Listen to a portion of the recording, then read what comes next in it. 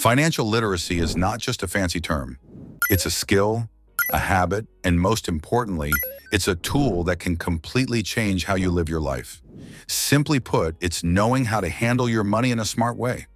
The better you understand your money, the better decisions you can make, and the less stress you'll have when life throws unexpected challenges your way. In this video, we'll break down financial literacy into 5 key areas that every beginner should know. By the end, you'll understand how to earn, spend, budget, invest, and use credit wisely, all in a way that sets you up for long-term success. Financial literacy isn't something you learn in one day. It's a journey, and starting now is better than waiting for the perfect moment. 1. Earning money. Let's start with the first and most obvious part, earning. There are a few ways people make money, but to simplify, we can divide them into active income and passive income. Active income is what most of us start with. It's money you earn by trading your time for dollars, like working a job, freelancing, or running a small business where you're actively involved. Think of it as a direct exchange. Hours of work equal money in your pocket. On the other hand, passive income is money you earn without constantly working for it. This can come from things like renting out property, earning royalties from a song, or book, or getting paid dividends from stocks. Essentially, you do the work once, and the money keeps flowing in, even while you sleep. Why does this matter? Because knowing how your money comes in affects how you plan your spending. If it takes 2 weeks of work to earn $2,000, spending it all in one night at a party is essentially wasting 2 weeks of effort in a few hours. Financial literacy starts by understanding how your income works, how fast it comes in, and how quickly you can replace it if needed. 2. Spending, needs versus wants. Next up is spending. Most people spend without thinking, but financial literacy is about making conscious choices. Start by separating your spending into needs and wants. Needs are things you literally cannot live without. Food, your energy to survive and stay healthy. Shelter, a safe place to sleep and rest. Transportation, a way to get to work or manage your daily life. Everything else, that's a want. That doesn't mean you can't enjoy nice things. It just means you need to be aware of whether your spending is essential or optional. For example, you need a car for transportation, but do you really need the newest, most expensive model? Understanding the difference between a need and a want prevents overspending and helps you make smarter decisions about your money. A simple rule to ask yourself, if I don't have this, will it threaten my survival or daily life?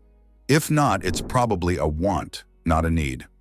Another way to think about it, needs are things that keep you alive or functional, while wants are things that make life more enjoyable, but aren't necessary. 3. Budgeting, your money roadmap. Once you know how much you earn and how you want to spend it, the next step is budgeting. Some people see budgeting as restricting, but in reality, it's freedom. A budget gives you a clear map of where your money goes. It divides your spending into fixed expenses, predictable costs like rent, utilities, or subscriptions, variable expenses, costs that change month to month like groceries, fuel, entertainment, or dining out. The magic of a budget is knowing exactly how much money you have available for everything. If you know your fixed expenses and expected variable costs, you can plan for fun activities, small treats, or even bigger goals, without going into debt or worrying about bounced checks. For beginners, a practical tip is to track every dollar for at least 1 month.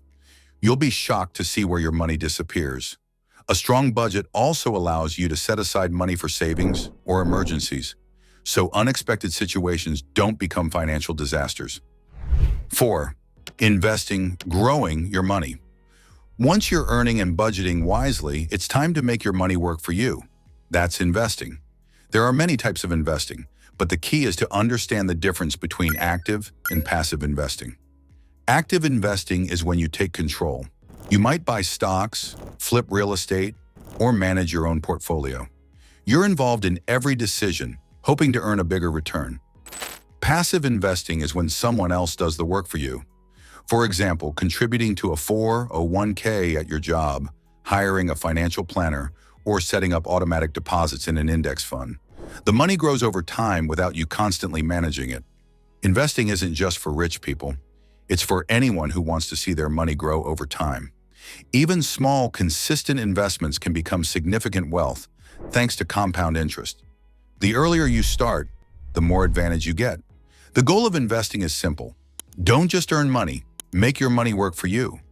Active investing can bring higher rewards, but requires effort, while passive investing is steady and convenient. Both are valid approaches, and financial literacy helps you choose the one that fits your lifestyle and goals.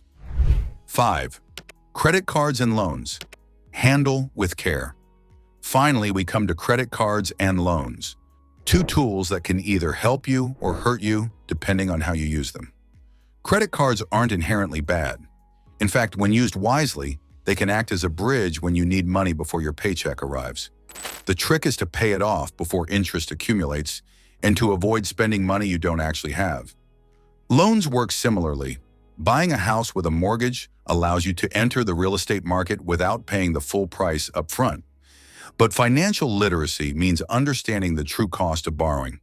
For example, a 30-year mortgage often ends up costing nearly double the house price because of interest.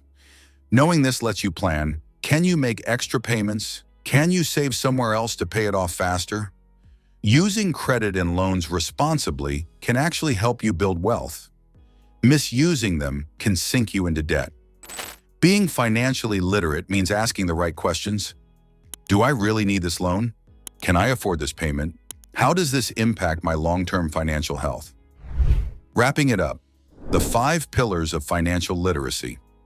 To recap, being financially literate means understanding 5 key areas. 1. Earning. Know how you make money and explore active versus passive income. 2. Spending. Separate needs from wants and make intentional choices. 3. Budgeting. Plan for fixed and variable expenses so you never feel out of control. 4. Investing. Make your money grow through active or passive strategies. 5. Credit and loans. Use wisely to build wealth, not debt. Financial literacy isn't just a skill, it's a mindset. It's about making smart decisions every day that protect your present and grow your future. Remember, it's not about how much you make, it's about what you do with what you make. Even small improvements in how you handle your money can make a huge difference over time. Start today, learn as you go, and keep growing your knowledge and habits.